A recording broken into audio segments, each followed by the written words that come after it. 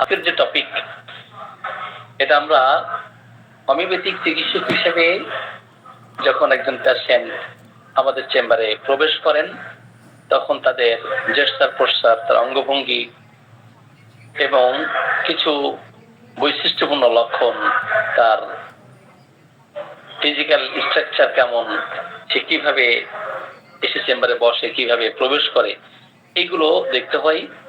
এবং physical examination and observation করেই কিন্তু যদি আমরা মেডিসিন সিলেকশন করে ফেলতে পারি, তো তখন কিন্তু আমাদের জন্য সহজ হয়ে যায়।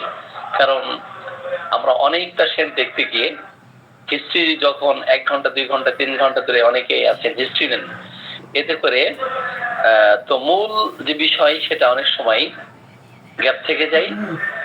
এই জন্য মূল বিষয়গুলো সামনে রেখেই অগ্রসর হতে হয়। এনিওয়ে, আমরা কথা না বাড়িয়ে আলোচনা শুরু করবো ইনশাল্লাহ। তো আমরা গত কয়েকদিন আগে এই বিষয়ে আলোচনা করেছি। আজকে আমরা আর্নিকা থেকে আলোচনা করব।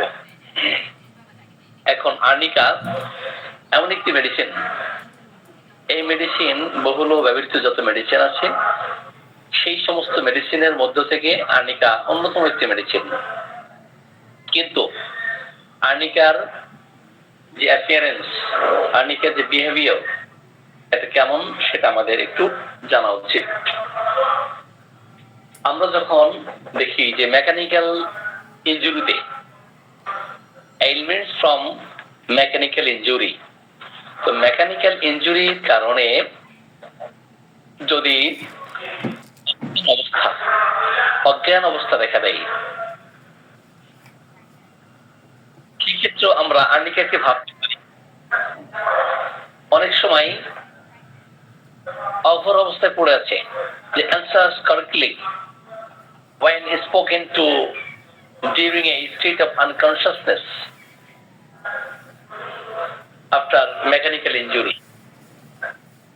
but deep stupor returns at once before finishing.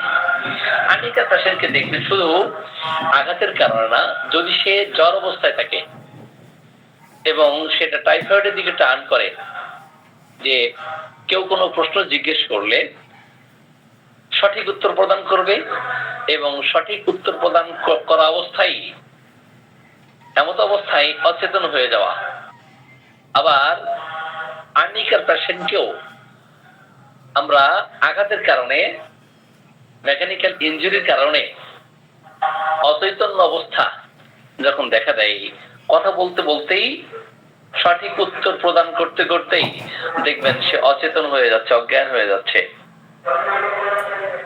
এমন অবস্থায় আমরা আর্নিকার কথা চিন্তা করতে পারি। কিন্তু আর্নিকায় এমন ক্ষেত্র থাকে যে আঘাত লাগছে সেটা মাংসপেশিতে। তো মাংসপেশিতে আঘাত লাগলে আমরা সাধারণত প্রথমেই আর্নিকার কথা চিন্তা করি। কিন্তু আঘাত ছাড়া মানসিক আঘাত, শারীরিক আঘাত না, আঘাত দুই ধরনের হতে পারে, একটা শারীরিক আঘাত আর একটা হচ্ছে মানসিক আঘাত। তো মানসিক আঘাত পাওয়ার ফলেও যদি তার সমস্ত শরীরে কেউ বেদম প্রহার করেছে, এমন ধরনের ব্যথা বেদনার সৃষ্টি হয়, সেই ক্ষেত্রে আমরা আর্নিকার কথা চিন্তা করতে পারি। আর্নিকার অনেক পেশেন্টকে আপনি দেখবেন ফিনান্সিয়ালি অনেক ক্ষতিগ্রস্ত হয়েছেন,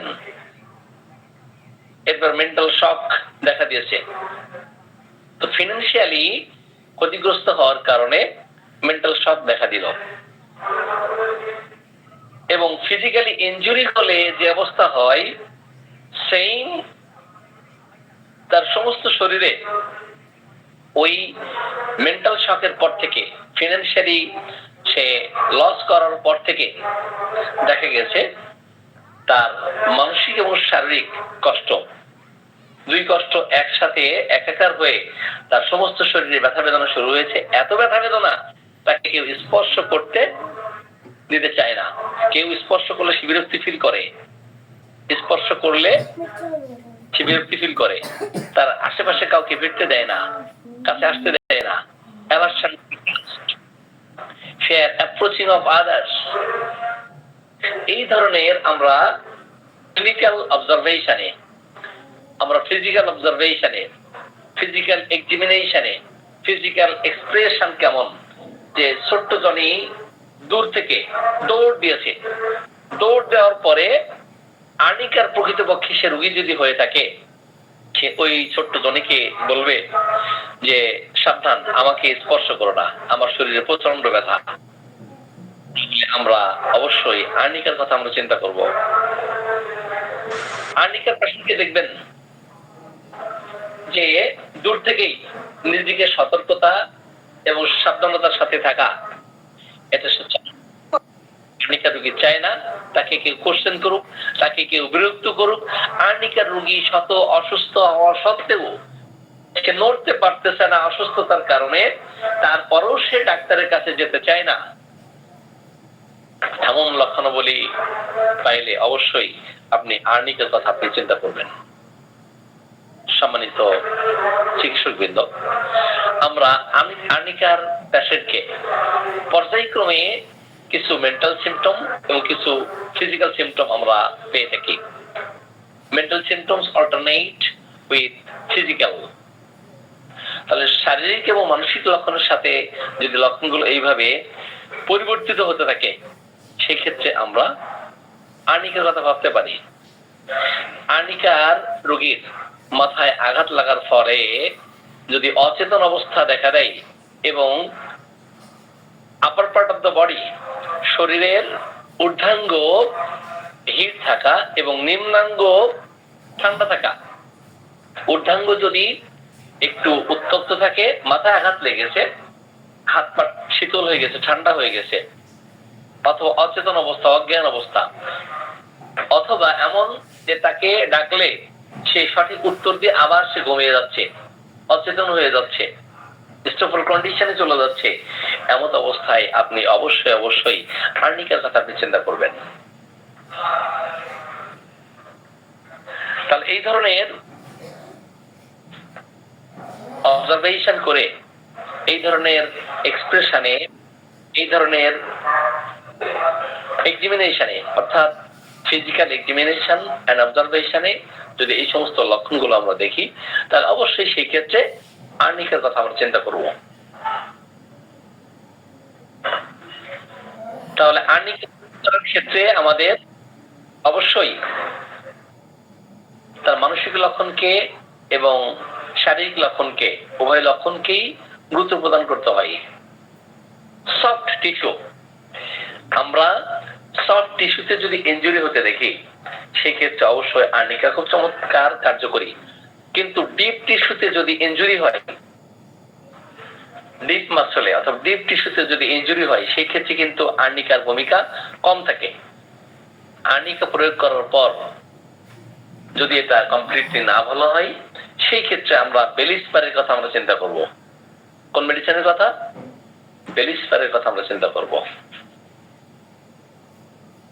এখন আর্নিকার যে পিকচার আমরা অঙ্কন করেছি, physical examination, physical expression or observation, এই যেটা দেখেছি যে আর্নিকার এই সমস্ত সিমটম গুলো পাইলে আমরা অবশ্যই আর্নিকা প্রয়োগ করলে খুব চমৎকার ফলাফল পাবো।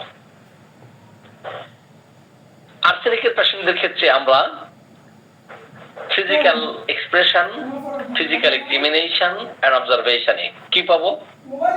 প্রচন্ড অস্থিরতা থাকবে, প্রচন্ড মৃত্যু ভয় থাকবে, প্রচন্ড ছটফটানি থাকবে, কিন্তু সে নির্দিষ্ট সময়ের কথা বলবে না, অনির্দিষ্ট সময়ের কথা বলবে।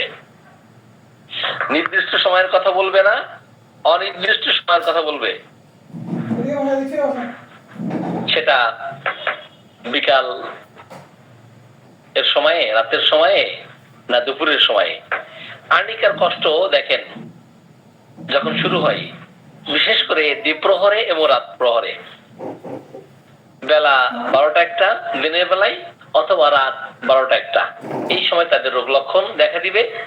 যখন তারা অসুস্থ থাকবে, এত বেশি অস্থিরতা তাদের মধ্যে থাকবে, তাদের মধ্যে রেস্টলেসনেস থাকবে, অ্যাংজাইটি থাকবে, মর্টিফিকেশন থাকবে, কিভাবে এখান থেকে পরিত্রাণ পাওয়া যায়, কিভাবে এখান থেকে নিষ্কৃতি পাওয়া যায়, কিভাবে এর থেকে মুক্তি পাওয়া যায়, এটার চেষ্টা সে হয়তো করতেছে। কিন্তু সে যে নিশ্চিত মারা যাবে, নির্ঘাত মারা যাবে, মৃত্যুর দ্বার প্রান্তে পৌঁছাতে যাচ্ছে, মৃত্যুর পূর্বাভাস তার সামনে সে দেখতে পাই, মৃত্যুর পূর্বাভাস করতে থাকে। কিন্তু সেটা নির্দিষ্ট সময় না, অনির্দিষ্ট সময়ের কথা, যে কোনো সময় সে মৃত্যুবরণ করতে পারে। কোনো মানুষ যখন জানে যে আমার মৃত্যু নিশ্চিত, তখন তার ফিজিক্যাল এন্ড মেন্টাল যে রেস্টলেসনেস থাকবে, আর্সেনিকের রোগীর ফিজিক্যাল রেস্টলেসনেস এর থেকে মেন্টাল রেস্টলেসনেস বেশি থাকবে, মানসিক অস্থিরতা বেশি থাকবে।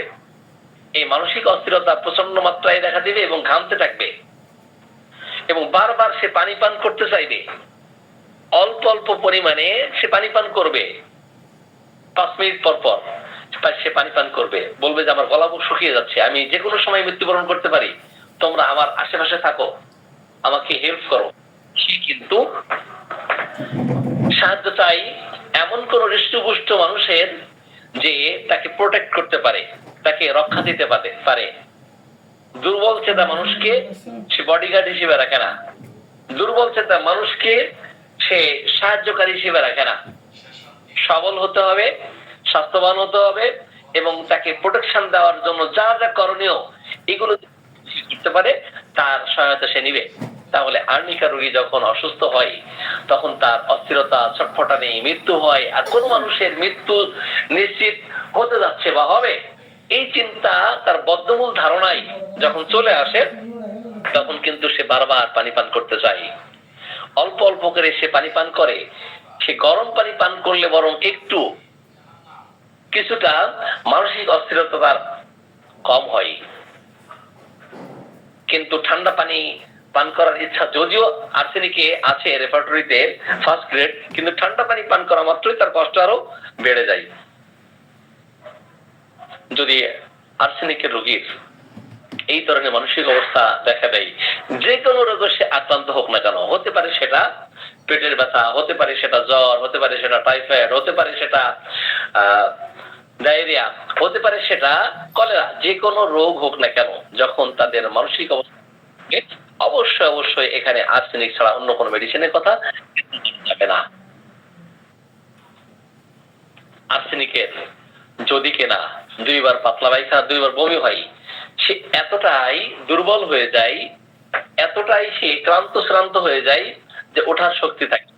তারপরেও কিন্তু সে পরিপাটি থাকতে চায়, পরিচ্ছন্ন থাকতে চায়, তার পোশাক আশাক ঠিক আছে কিনা, তার ড্রেসটা ঠিক আছে কিনা, তার বেডশিটটা ঠিক আছে কিনা, আশেপাশে যে সমস্ত পোশাক আশাক আছে, খাবার আছে, অথবা অন্য কোনো জিনিস আছে তার রুমে, সেগুলো পরিপাটি রাখার জন্য সে ট্রাই করতে থাকে, অথবা পাশের কোনো মানুষ থাকলে সেটা পরিচ্ছন্ন পরিষ্কার পরিচ্ছন্ন করিয়ে নিতে চায়।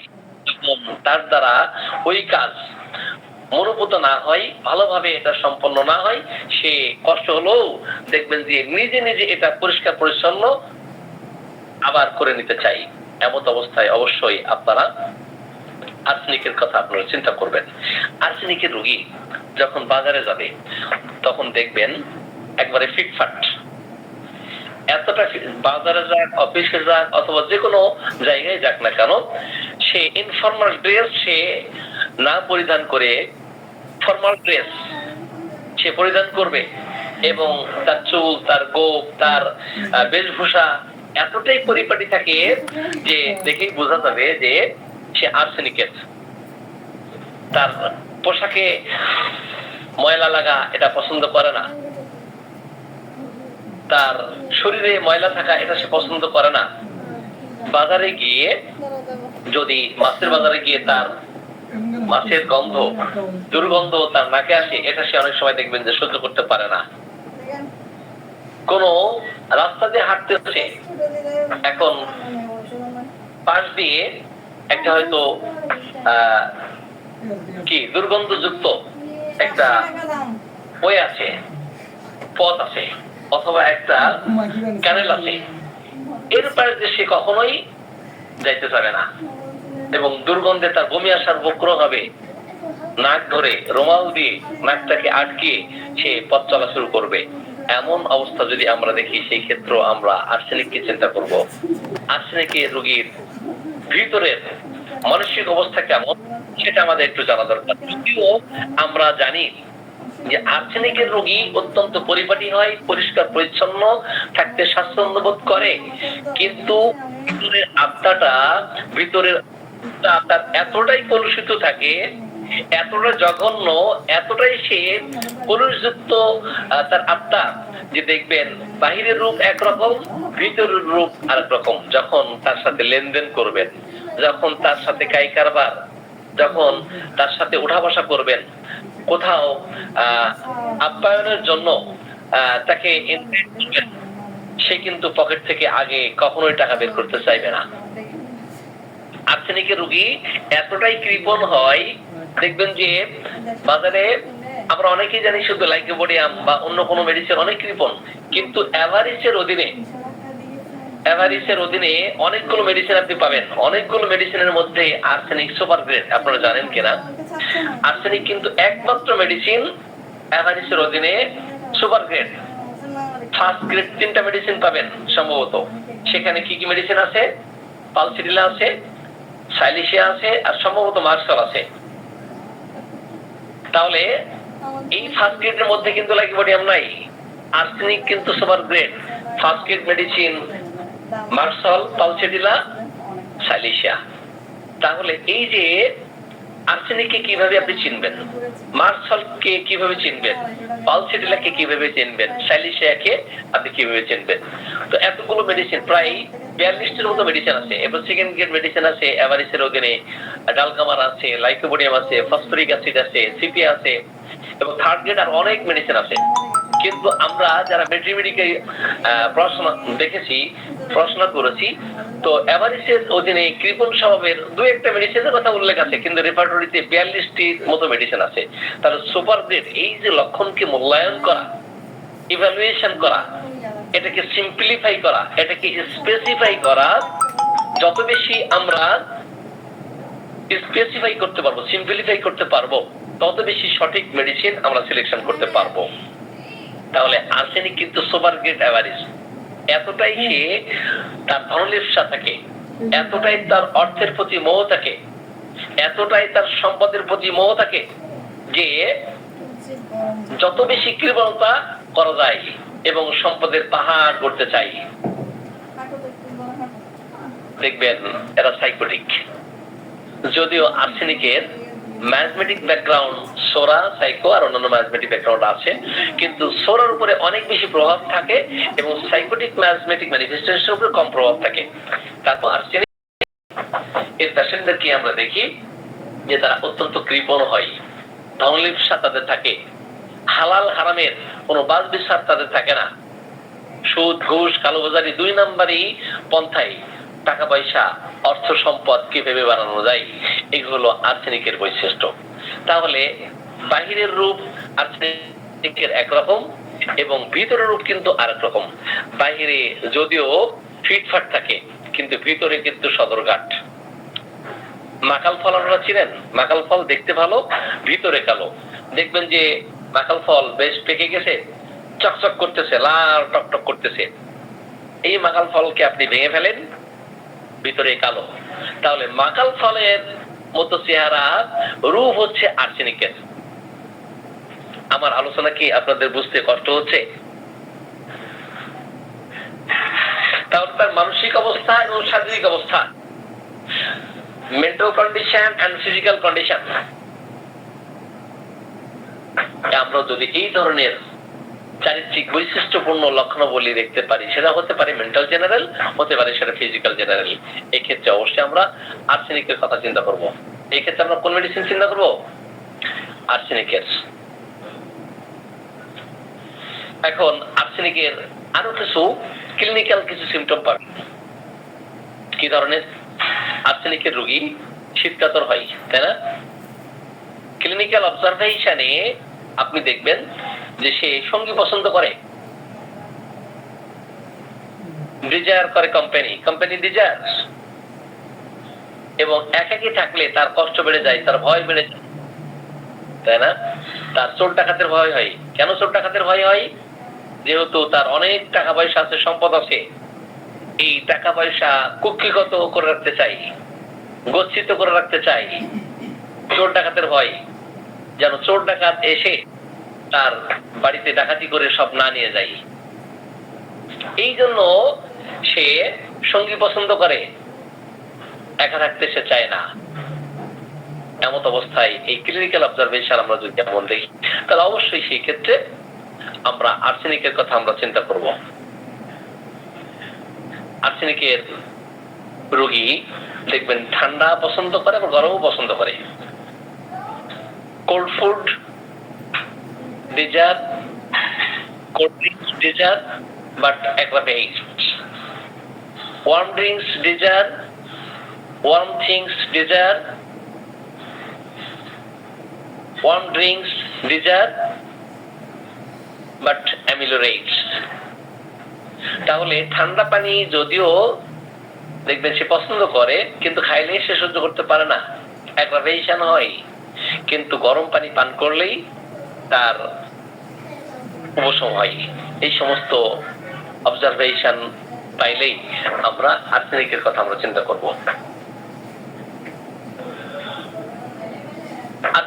আর্সেনিকের আর অনেক লক্ষণাবলী আছে, আপনারা সেটা দেখে নেবেন। তো ফিজিক্যাল এক্সামিনেশনে আমরা আর্সেনিক ছাড়া অন্যান্য যে মেডিসিন গুলো আছে, বিশেষ করে আমরা অরাম মেডিলিকামের কথা যদি বলি, অরাম মেডিলিকাম এটা কোথা থেকে তৈরি হয়েছে? গোল্ড থেকে, স্বর্ণ থেকে, তাই না? এই মেডিসিন কিন্তু সিফিলিটিক মেডিসিন। এই মেডিসিন কি সিফিলিটিক, এবং সিফিলিটিক পেশেন্টদের সকল কষ্ট কখন বৃদ্ধি পায়? রাত্রিকালীন সময় বৃদ্ধি পায়। সন্ধ্যা যখন ঘনিয়ে আসে তার সকল কষ্ট দেখা দেয়। রাত যত বেশি হয় তার কষ্টের যন্ত্রণা, কষ্টের যে তীব্রতা আরো বেশি দেখা দেয়। একটা পর্যায়ে রোগের যন্ত্রণা, রোগের কষ্ট সহ্য করতে না পেরে তখন সে আত্মহত্যার মতো এই জঘন্যতম পথটি সে বেছে নেয়। আর আত্মহত্যার কথা চিন্তা করলেই, আত্মহত্যার কথা ভাবলেই দেখবেন সে অত্যন্ত আনন্দিত হয়, অত্যন্ত পুলকিত হয়। সুইসাইডাল ডিসপোজিশন, আত্মহত্যার যে টেন্ডেন্সি, সুইসাইডাল যে টেন্ডেন্সি, এটা আরাম মেডের ক্ষেত্রে আমরা দেখতে পারি। এই পৃথিবী তার কাছে অপ্রিয় হয়ে যায়, এই পৃথিবীর ভালোবাসা তার কাছে আর থাকে না। পৃথিবীর সন্তান, স্ত্রী, বাবা মা, ভাই বোন, আত্মীয় স্বজন, এদের কারো প্রতি ওই ধরনের দয়া মায়া ভালোবাসা থাকে না, এবং নিজেকে অত্যন্ত অপরাধী ভাবতে থাকে যে আমি মনে হয় এই পৃথিবীতে অথর্ব হয়ে আছি, আমি অযোগ্য অথর্ব, আমার কোনো মূল্যায়ন নাই, আমার এই পরিবারে কারো দ্বারা আমি সমাদৃত নই, আমাকে আত্মহত্যার মাধ্যমেই জীবনের পরিসমাপ্তি আমাকে ঘটাতে হবে। তার ব্যবসা বাণিজ্য, চাকরি বাকরি কোনো কিছুতেই তার ভালো লাগে না। মেলাঙ্কলিক একটা কন্ডিশন তার মধ্যে তৈরি হয়, আত্মহত্যা করতে চাই। তাকে কিছু বললে তুচ্ছ কথাই সে অত্যন্ত মাইন্ড করতে থাকে, নেগেটিভিটি কাজ করতে থাকে। এবং সিফিলিটিক পেশেন্ট দেখবেন চুপচাপ বসে থাকে, কথা বলে না। যারা দেখবেন চুপচাপ বসে থাকে, কথা বলে না, এদের ভিতরের রূপটা কিন্তু অত্যন্ত ভয়ঙ্কর হয়, সেটা সিফিলিটিক অথবা সাইকোটিক। যারা দেখবেন রাগ প্রকাশ করে ফেলছে, রাগ হয়েছে সাথে সাথে রাগ প্রকাশ করে ফেলছে, আবার সাথে সাথেই সেটা কি নিজের ভুল বুঝতে পেরে ক্ষমা চাচ্ছে, অথবা সে নিজে অনুতপ্ত হচ্ছে, এদের মেন্টালিটি কিন্তু অনেক ভালো। কিন্তু যারা রাগ ভিতরে ভিতরে পুষে রাখে, রাগ পুঞ্জীভূত করে রাখে, কথা বলে না, এরা কিন্তু এদের ভিতরের মানসিকতা কিন্তু অত্যন্ত খারাপ। এরা হয় সিফিলিটিক অথবা এরা সাইকোটিক। সিফিলিটিক হলে কথা কম বলবে এবং মাঝে মাঝে রূঢ় ভাষায় কথা বলবে, এবং দু একটা কথাই সে উত্তর প্রদান করবে, এবং ক্ষিপ্রতা থাকবে, উগ্রতা থাকবে। যে কোনো সময় রাগান্বিত হলে দেখবেন যে ঠান্ডা মাথায় খুন করতে পারে কিন্তু সিফিলিটিক পেশেন্ট। সিফিলিটিক পেশেন্টদের দুইটা বৈশিষ্ট্য থাকতে পারে।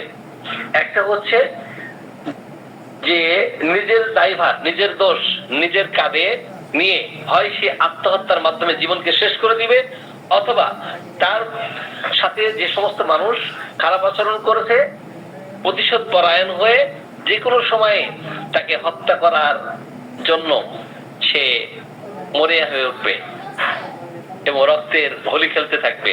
যখন যুদ্ধ বিগ্রহ লাগে দেখবেন এই সিফিলিটিক পেশেন্ট কিন্তু অত্যন্ত আনন্দ পায়।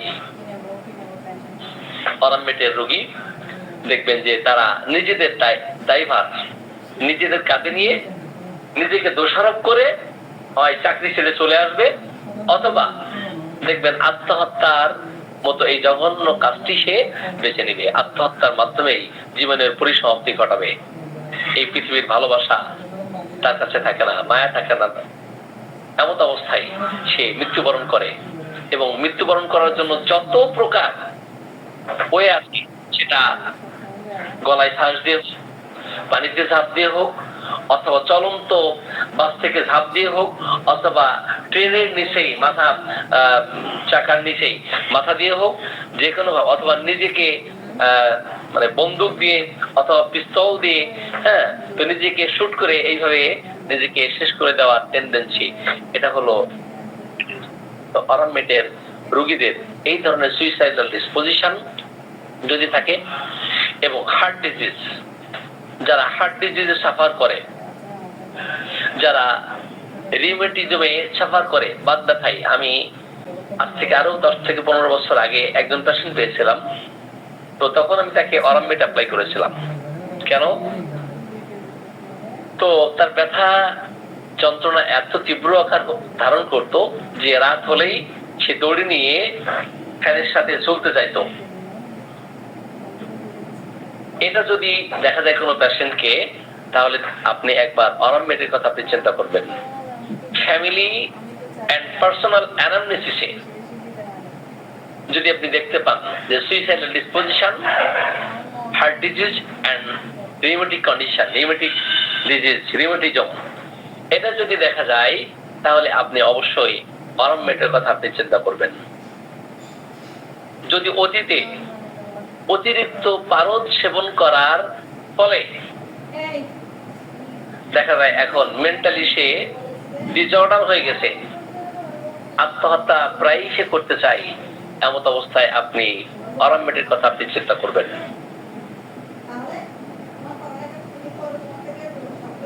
এছাড়াও অরামমেটের অসংখ্য লক্ষণ আপনি পাবেন।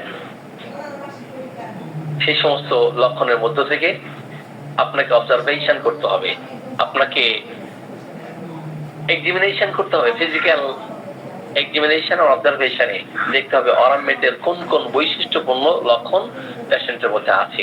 সেই বৈশিষ্ট্যপূর্ণ লক্ষণই তাকে আরোগ্য প্রদান করবে। কিন্তু অরামমেট দেওয়ার পর রোগীকে কিন্তু অনেক সময় পাহারা দিতে হয়।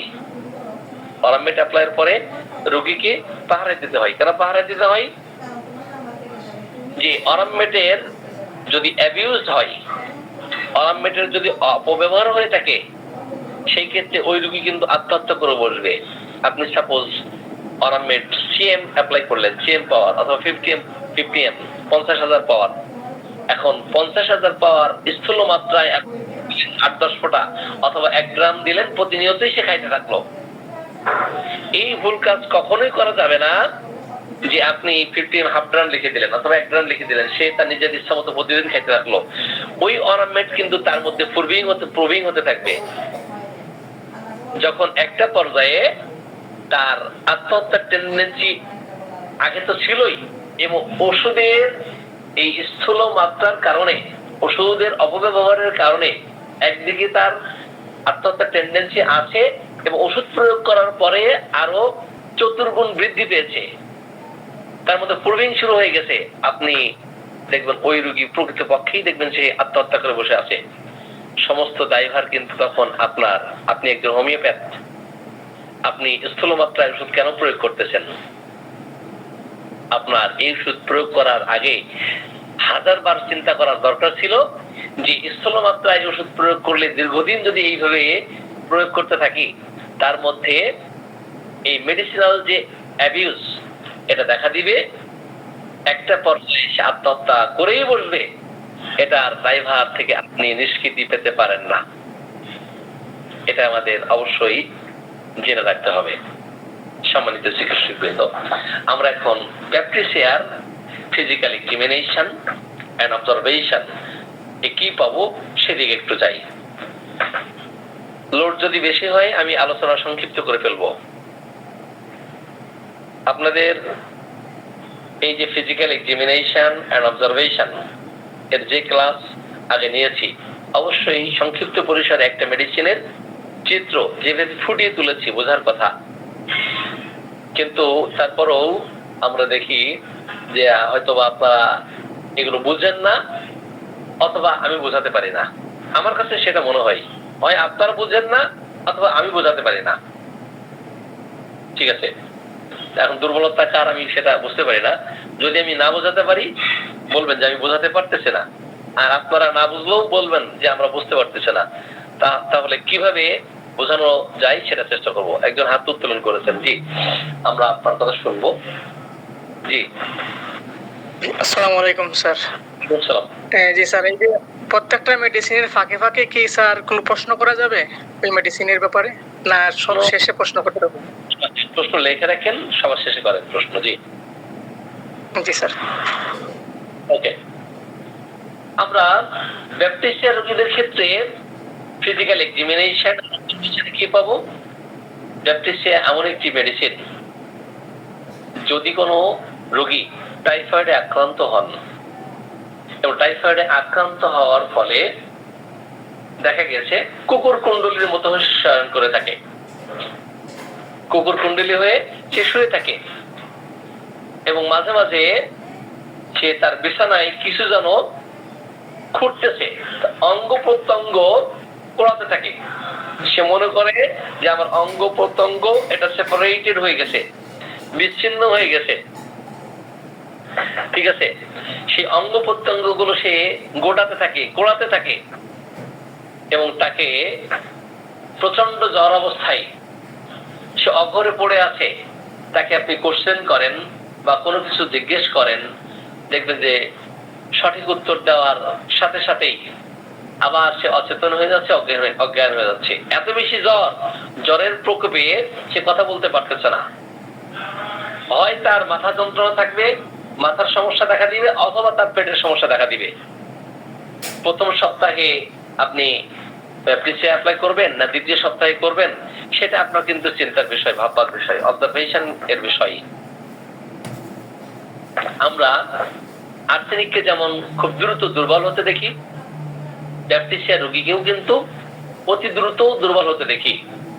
যখন সে টাইফয়েডে আক্রান্ত হয়, প্রচন্ড কোষ্ঠবদ্ধতা অথবা উদরময় থাকবে, সেই সাথে সমস্ত শরীর আর্নিকার মতো ব্যথা থাকবে, আর বিছানাটা শক্ত বোধ মনে হবে। আর্নিকা রোগী যেমন বিছানা শক্ত অনুভব করে, ব্যাপটিসিয়া রোগীও টাইফয়েডে আক্রান্ত হয়ে তার সমস্ত শরীর ব্যথা থাকে এবং বিছানাটা অত্যন্ত শক্ত বোধ মনে করতে থাকে, এবং সে কুকুর কুণ্ডলী হয়ে এক জায়গায় কি নিজেকে গুটিয়ে রাখতে চায়, অথবা তার অঙ্গ প্রত্যঙ্গ ছড়িয়ে ছিটিয়ে আছে, সেপারেটেড হয়ে আছে, সে সেগুলো পড়াতে চায়। এমন অবস্থায় আপনি অবশ্যই ব্যাপটিসিয়ার কথা আপনি চিন্তা করবেন। ব্যাপটিসিয়ার রোগীদের ক্ষেত্রে আমরা যেটা দেখি যে জ্বর অবস্থায় প্রচন্ড অস্থিরতা থাকবে। জ্বর অবস্থায় কি থাকবে? প্রচন্ড জ্বর, মানে অস্থিরতা থাকবে। সময় ফেসটা ফ্যাকাশে হতে পারে অথবা লাল বর্ণের হয়ে যেতে পারে, মুখ শুকায় যায় টাইফয়েড অবস্থায়, জিভ শুকায় যায়, এবং প্রচন্ড মাথা ব্যথা করতে থাকে। একটা সেপটিক কন্ডিশন তৈরি হয়, পচনশীল অবস্থা তৈরি হয় ব্যাপটিসিয়া। এমন অবস্থায় টাইফয়েডে আমরা ব্যাপটিসিয়া অ্যাপ্লাই করব। ব্যারেটা কার্ভ আমরা কখন অ্যাপ্লাই করব? ব্যারেটা কার্ভের ফিজিক্যাল এক্সামিনেশন এন্ড অবজারভেশন আমরা কি পাই? ছোটকালের হিস্ট্রি যদি একটু আমরা বর্ণনা করি কি পাবো? যখন সে হাঁটা শুরু করবে, কথা বলা শুরু করবে, তো তার হাঁটা শেখা দেরিতে হবে, কথা বলা শেখা দেরিতে হবে, তার বুদ্ধির বিকাশ দেরিতে ঘটবে এবং নিজেকে সে প্রেজেন্ট করতে পারে না। They are unable to express in front of the people. মানুষের সামনে কিন্তু তারা নিজেদেরকে এক্সপ্রেস করতে পারে না এবং লুকিয়ে লুকিয়ে আড়ালে আবদালে থেকে হাতের আঙ্গুলের ফাঁক দিয়ে অপরকে দেখবে, তাকে যেন কেউ না দেখা হয়, তাকে যেন কেউ না দেখতে পারে। এটা কিন্তু ব্যারাটা কার্ভের শিশুদের বৈশিষ্ট্য এবং মায়ের আঁচল ধরে থাকতে চাই। দেখবেন যে ক্লিঙ্গিং টু দ্য মাদার, তারা মায়ের সাথে লেগে থাকে, মায়ের আঁচল ছাড়া আর কোথাও সে থাকতে চায় না। কোন আগন্তুক তার বাসায় আসলে তার মুখোমুখি হতে চায় না, তার সামনে যেতে চায় না, নিজেকে লুকাতে চায়, আঙুলের ফাঁক দিয়ে অন্যকে দেখবে, তাকে যেন না দেখা যায়, ফেসটা ঢেকে রাখবে, অথবা মায়ের আঁচল ছাড়তেই চাইবে না। অথবা এমন যদি পান যে কোনো আগন্তুক এসছে, অপরিচিত লোক এসছে, তো সে যদি দোতলায় অবস্থান করে, ওই দোতলা থেকে ইট বলেন, পাটকেল বলেন, ছোট ছোট ঢেলা বলেন অথবা পাথর বলেন, যা থাকবে তার কাছে, ওই আগন্তুকের দেখে সে ছুটতে থাকবে। এমন শিশুদের ক্ষেত্রে অবশ্যই আপনি ব্যারাটা কার্ভের কথা আপনি চিন্তা করবেন। ব্যারাটা কার্ভের রোগী হাবাগোবা হয়, বোকা বকেশ্বর হয়। ব্যারাটা কার্ভের রোগী কি হাবাগোবা না, বোকা বকেশ্বর? ব্যারাটা কার্ভের রোগী সে যদি স্কুলে যায়, আপনি জোর করেও তাকে স্কুলে পাঠাতে পারবেন না। যদি কিনা জোর করে শাসন করে তাকে স্কুলে পাঠান, একেবারে পিছনের বেঞ্চে বসবে এবং আঙুলের ফাঁক দিয়ে সে টিচারকে দেখবে এবং নিজেকে একটু আড়াল করতে চাইবে, টিচার যেন তার পড়া না ধরে, কথা কম বলবে। এটা হলো ব্যারাটা কার্ভের মানে যারা ছাত্র তাদের মানসিক অবস্থা। একটা পর্যায়ে শিক্ষক হয়তো তাকে বেত্রাঘাত করছে, মারছে, কিন্তু ব্যারাটা কার্ভের এই স্টুডেন্টকে মানসিক পরিবর্তন হবে? মানসিক পরিবর্তন হবে না। এবং বকাঝকা, শাসন, মারধর করেও তার পড়ানো সম্ভব হচ্ছে না, তাকে বোঝানো সম্ভব হচ্ছে না।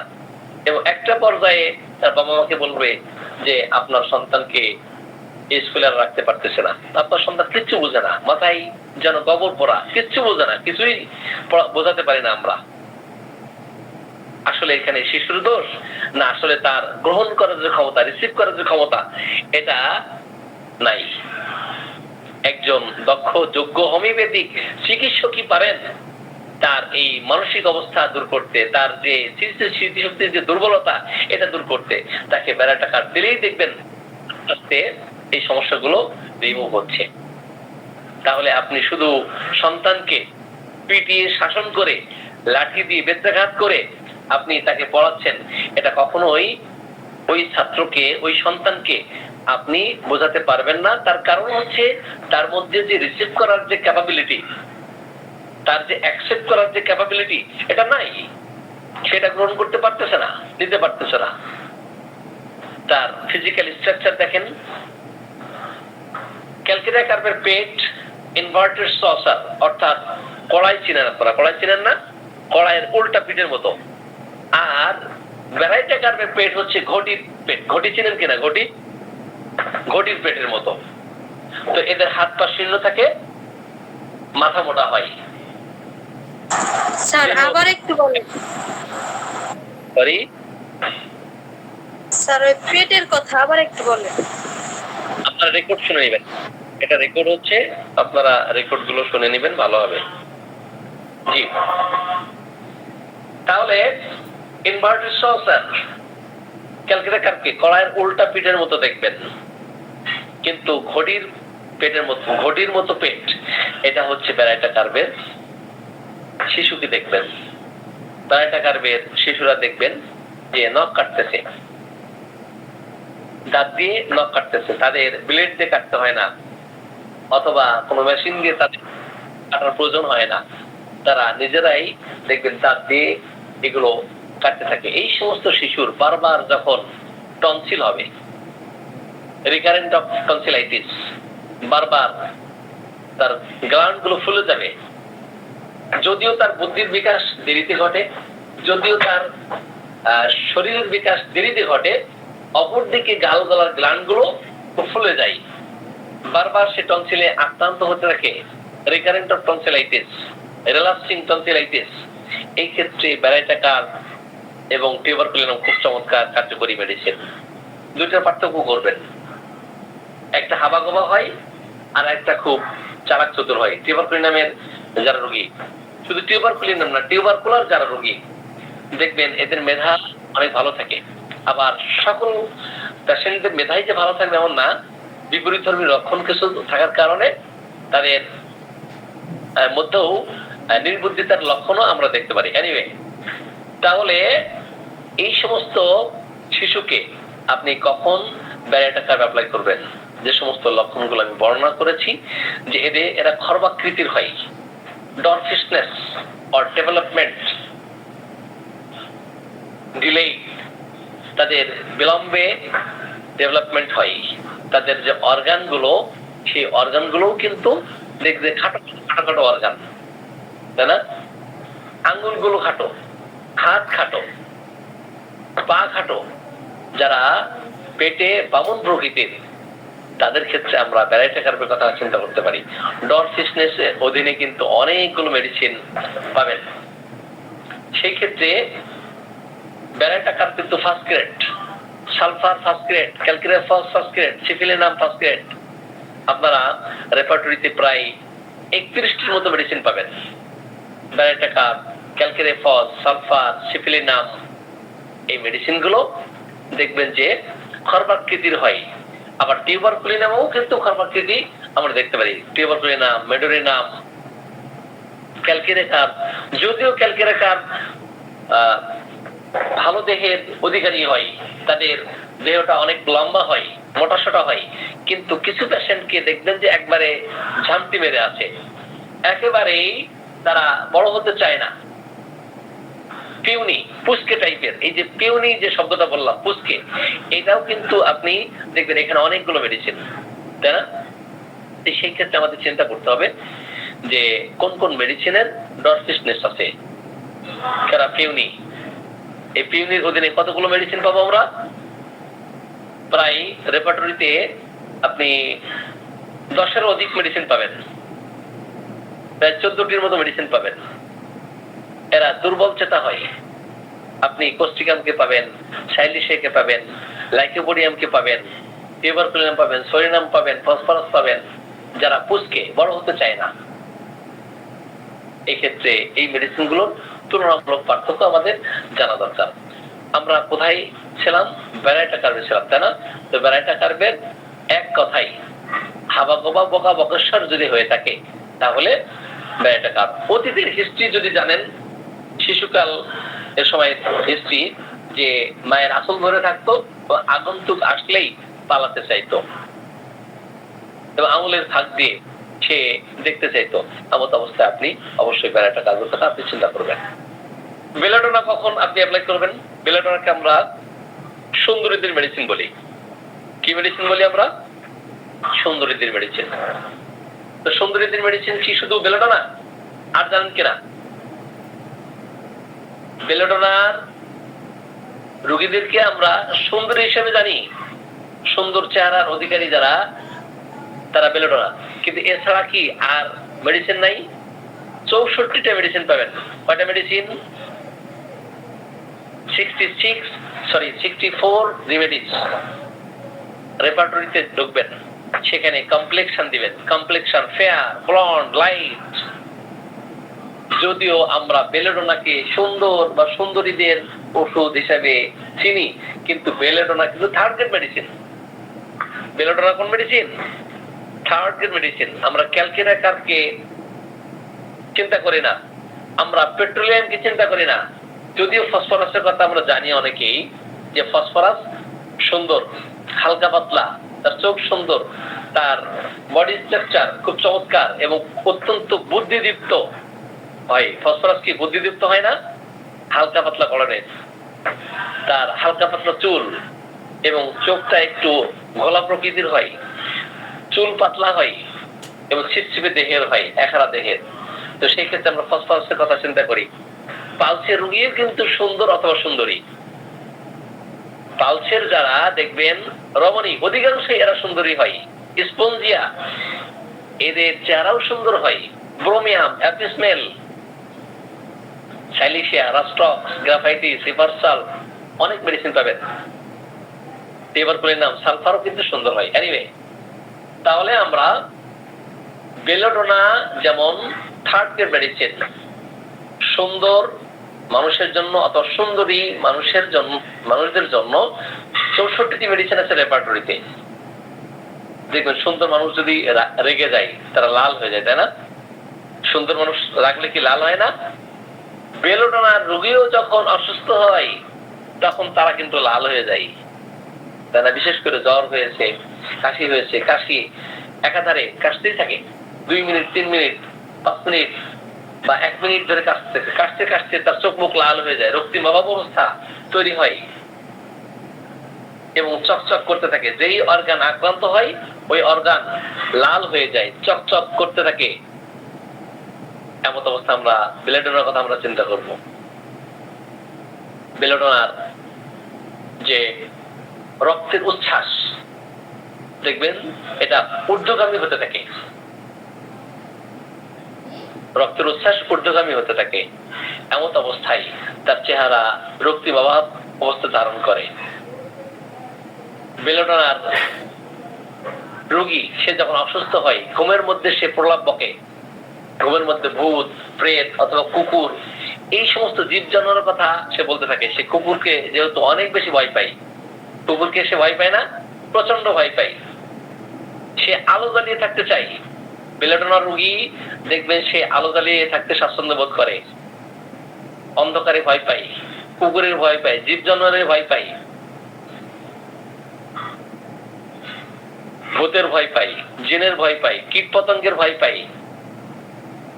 এবং ঘুমের মধ্যে ভুল বকতে থাকে। রোগ যেটাই হোক না কেন আমরা বেলোডোনার কথা চিন্তা করব। সেই সাথে গতি প্রকৃতি হবে, হঠাৎ করে আসবে, হঠাৎ করে যাবে।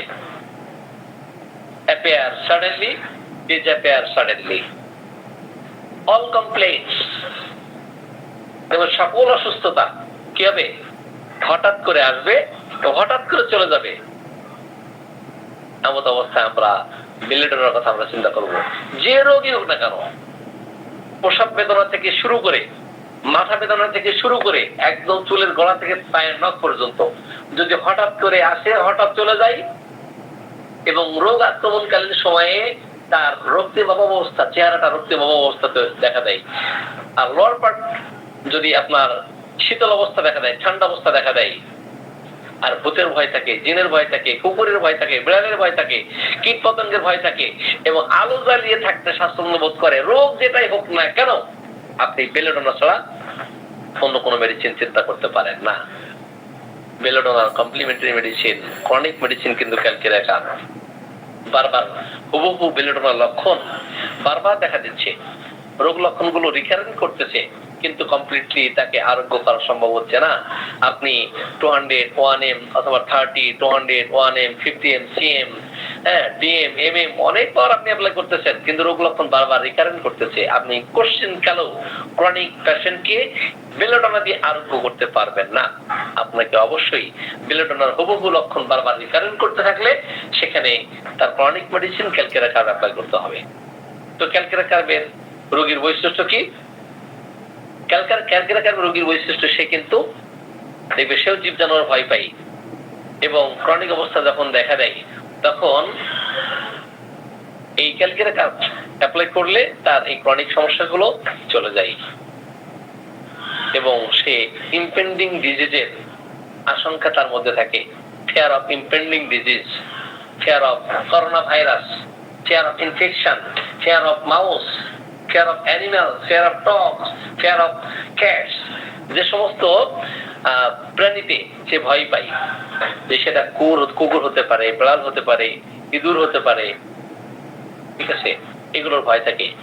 ইনফেকশন হতে পারে, ক্যান্সার হতে পারে, বিভিন্ন ধরনের ভয় তার মধ্যে কাজ করতে থাকে এবং আরোগ্য সম্বন্ধে তার হতাশা, ডিসপেয়ার, রিকভারি অফ, এমন অবস্থায় আপনি বেলোডোনার কমপ্লিমেন্টারি ক্রনিক মেডিসিন অবশ্যই। সম্মানিত চিকিৎসকবৃন্দ, আমরা বেনজোইক অ্যাসিডকে কিভাবে চিত্রায়িত করব এবং তাদের ফিজিক্যাল এক্সামিনেশন, ফিজিক্যাল অবজারভেশনে কি পাবো, যদি কোন রোগী যত প্রকার অ্যাসিড আছে সকল প্রকার অ্যাসিড দুর্বল উইদাউট অ্যাসিড ফ্লোর, যত প্রকার অ্যাসিড জাতীয় মেডিসিন আছে, অ্যাসিড ফ্লোর বলেন, অ্যাসিড কার্বলিক বলেন, অ্যাসিড বেনজোইক বলেন, অ্যাসিড নাইট্রিক বলেন, তো যত প্রকার অ্যাসিড জাতীয় মেডিসিন আছে শুধুমাত্র অ্যাসিড ফ্লোর এই হচ্ছে শক্তিশালী। অ্যাসিড ফ্লোর ছাড়া সকল প্রকার অ্যাসিড দুর্বল হয়। এবং অ্যাসিড বেনজোইকের রোগী বাত ব্যথায় যখন সাফার করতে থাকে, ছোট ছোট গাউট গুলো আক্রান্ত হয়, স্মল জয়েন্টস এফেক্টেড হয়, ইউরিক অ্যাসিড প্রচুর পরিমাণে অ্যাকুমুলেশন হয়, একটা পর্যায়ে ওই গাঁট গুলো ফুলে যায়, জয়েন্ট গুলো ফুলে যায়। যখন এই অ্যাসিড বেনজোইক অ্যাপ্লাই করা হয় তখন প্রস্রাবের সাথে প্রচুর পরিমাণে সেডিমেন্ট যেতে থাকে, ইউরিক অ্যাসিড যেতে থাকে, ডিসচার্জ হতে থাকে, তখন হাতের ফোলাও কমে যায়, ব্যথাও কমে যায়। বেনজোইক অ্যাসিডের প্রস্রাব দুর্গন্ধ থাকবে। কেমন ধরনের দুর্গন্ধ থাকবে বেনজোইক অ্যাসিডের প্রস্রাবে? ঘোড়ার প্রস্রাব যেমন দুর্গন্ধ, বেনজোইক অ্যাসিডের প্রস্রাবও ঘোড়ার প্রস্রাবের মতো দুর্গন্ধ। আবার অ্যাসিড নাইট্রিকের প্রস্রাবও ঘোড়ার প্রস্রাবের মতো দুর্গন্ধ। কিন্তু বেনজোইক অ্যাসিডের প্রস্রাব গরম আকারে বের হতে থাকে, আর অ্যাসিড নাইট্রিকের প্রস্রাব ঠান্ডা ভাবে বের হতে থাকে। অপরদিকে বিভিন্ন গাউট পেইন হতে থাকে বিভিন্ন জায়গায়, সেটা আঙ্গুলে, ছোট ছোট অর্গান, ছোট ছোট জয়েন্ট গুলো আক্রমণ করে এবং প্রচুর পরিমাণে যদি প্রস্রাব হয়ে যায় সে একটু নিষ্কৃতি পায়। এক্ষেত্রে আমরা অবশ্যই বেনজোইক অ্যাসিডের কথা আমরা চিন্তা করব। সম্মানিত চিকিৎসকবৃন্দ, আমরা দীর্ঘক্ষণ আলোচনা করতেছি। আলোচনা আর দীর্ঘায়িত না করে আমরা সংক্ষিপ্ত পরিসরে আজকের আলোচনা এখানে শেষ করছি। আসসালামু আলাইকুম ওয়া রাহমাতুল্লাহ। আপনাদের কারো কোশ্চেন থাকলে কোশ্চেন করতে পারেন। আমরা তৃতীয় বা চতুর্থ পর্বে আর অনেক বেশি এই ধরনের আলোচনা নিয়ে আসবো। আপনারা অবশ্যই আলোচনা থেকে উপকার পাইলে জানাবেন। আজকের আলোচনা আপনারা বুঝেন নাই, হাত তুলেন দু একজন। আজকে আমার এই আলোচনা বুঝেন নাই, দু একজন হাত তুলেন। সকলে কি বুঝেছেন? যদি সকলে বুঝেন তাহলে আমার আলোচনা সার্থক হবে, আর যদি না বুঝতে পারেন আমি ব্যর্থ।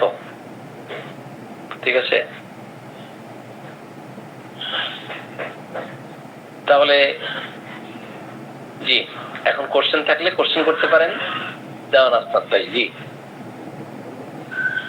আসসালামু আলাইকুম স্যার। ধন্যবাদ স্যার, অসংখ্য ধন্যবাদ স্যার আপনাকে যে অনেক সুন্দর একটা ক্লাস নেওয়ার জন্য। স্যার, আমি একটা কোশ্চেন করছি স্যার, যদিও অনেকে হয়তো বা জানে স্যার, কিন্তু আমিও একটু জানি, বাট আরো বিস্তারিত জানার ক্ষেত্রে স্যার কোশ্চেনটা করা। স্যার, পারদের অপব্যবহার বলতে আমরা কি স্যার এইটা বুঝি যে আদার্স এলোপ্যাথি ওষুধ বা আদার্স গাছগাছরা ওষুধ খাওয়ার পরে যে স্যার এই ওষুধের রিয়াকশন টাইপের যে প্রবলেম গুলো সৃষ্টি হয়, সেটা কি পারদের ব্যবহার বুঝি, না পারদ আলাদা কোনো জিনিস? এর একটু বিস্তারিত যদি স্যার বলেন স্যার। ধন্যবাদ স্যার। জি, আসলে অ্যাবিউজ অফ মার্কারি যে অপব্যবহার, এটা শরীরের উপরে কিভাবে প্রভাব পড়ে। যারা কবিরাজি চিকিৎসা পদ্ধতি নেয় আর কি। যে সমস্ত রোগী দেখবেন যে কবিরাজি চিকিৎসা নেই, তো স্থূল মাত্রায় সরাসরি তারা কি করে, পারদ অ্যাপ্লাই করে। এই পারদ ব্যবহারের ফলে বিভিন্ন ধরনের সমস্যা তৈরি হতে পারে, বিভিন্ন ধরনের সমস্যা, ঠিক আছে। এখন এই পারদ কি কি রোগ সৃষ্টি করতে পারে, কি ধরনের জটিল অবস্থা তৈরি করতে পারে, সেটা কিন্তু আমাদের একটু জানা দরকার। জানা দরকার না? জানা দরকার। এখন পারদ বিভিন্ন ভাবেই কবিরাজরা এগুলো ব্যবহার করে। পারদ কি করে? কবিরাজরা বিভিন্ন ভাবে এটা ব্যবহার করে। সেক্সুয়াল মেডিসিন হিসাবে তারা এটা ব্যবহার করতে পারে, ঠিক আছে। সেক্সুয়াল মেডিসিন হিসেবে এটা ব্যবহার করে। তো এটার কুফল কি কি, কি কি সিমটম সে তৈরি করতে পারে, সেগুলো আমরা লক্ষণের মাধ্যমে এটা জানতে পারি। এটার বিষক্রিয়া, এটার বিষক্রিয়ায় আপনার ডিপ্রেশনে আপনি যেতে পারেন। এটার বিষক্রিয়ায় আপনি আপনার মধ্যে অ্যাংজাইটি দেখা দিতে পারে, আপনার মেজাজ খিটখিটে হয়ে যেতে পারে, আপনার এই পারদের অপব্যবহারে আপনার স্মৃতিশক্তি ভ্রংশ হতে পারে, অথবা শরীরের যে কোনো অর্গান, হ্যাঁ সেটা কি বলবো, এটা প্যারালাইটিক্যাল একটা কন্ডিশন তৈরি হতে পারে, অথবা অবশ হয়ে যেতে পারে, ঠিক আছে। পারদের অনেক অপব্যবহার আছে, অথবা পারদ ব্যবহারের ফলে তার শ্রবণ শক্তি কমে যেতে পারে,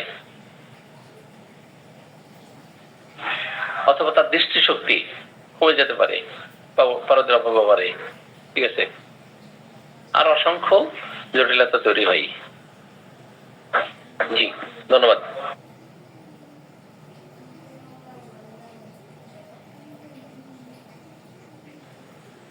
জি, আসসালামু আলাইকুম স্যার।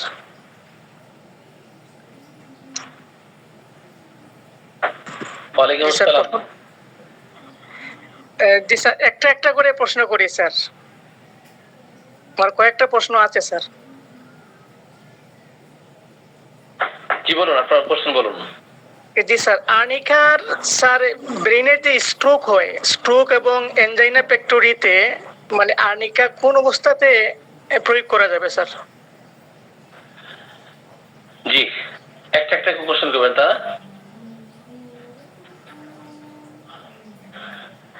হ্যাঁ, এটাকে আমরা অ্যাপোপ্লেক্সি বলি। হ্যাঁ, এটাকে আমরা অ্যাপোপ্লেক্সি বলি, অথবা সেরিব্রাল হেমোরেজ বলি। হ্যাঁ, এটাকে আমরা কি বলি? অ্যাপোপ্লেক্সি। তো মস্তিষ্কের যে সেরা, তো সেখানে যদি এটা আঘাতপ্রাপ্ত হয়, তো সেটাকে আমরা অ্যাপোপ্লেক্সি বলি। অ্যাপোপ্লেক্সি বিভিন্ন কারণে এটা দেখা দিতে পারে। তো আর্নিকার ব্যবহার আমরা কখন করব? অ্যাপোপ্লেক্সির অধীনে রেপার্টরিতে প্রায় মেডিসিন আছে আপনার 19টি। কতগুলো মেডিসিন আছে? 19টি। অথবা সেরিব্রাল হেমোরেজ, এখানে প্রায় 65টির মতো মেডিসিন আছে। অথবা থ্রম্বোসিস যদি আমরা দেই, সেখানে অল্প কিছু মেডিসিন। অথবা সেরিব্রোভাস্কুলার যদি আমরা দেই, সেখানে 5টি মেডিসিন পাবেন। তো অ্যাপোপ্লেক্সি অথবা সেরিব্রাল হেমোরেজ যদি দেই, সেখানে আর্নিকা কিন্তু দ্বিতীয় শ্রেণীর।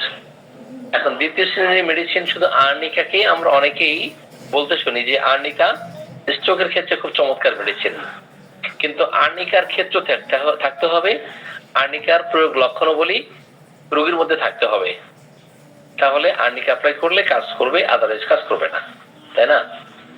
এখন স্ট্রোক হলো হঠাৎ করে, এখন হঠাৎ করে স্ট্রোক হওয়ার পরেই দেখা গেল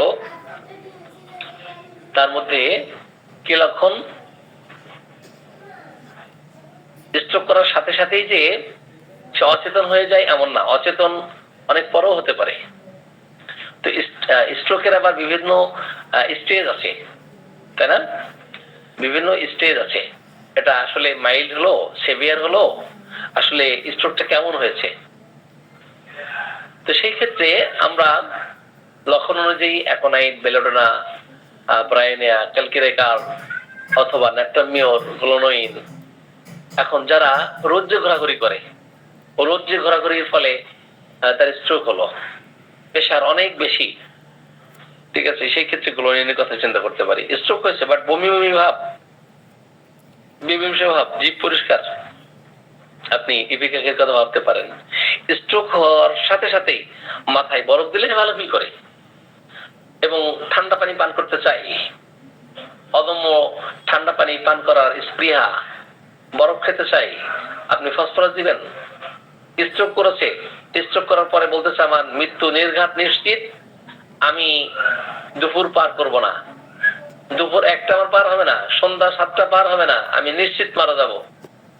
অস্থিরতা, ছটফটানি, মৃত্যু হয়, মৃত্যু দিন ক্ষণ সময় প্রেডিকশন করতে থাকে, প্রোফেজিং করতে থাকে, প্রেডিক্ট দ্য টাইম।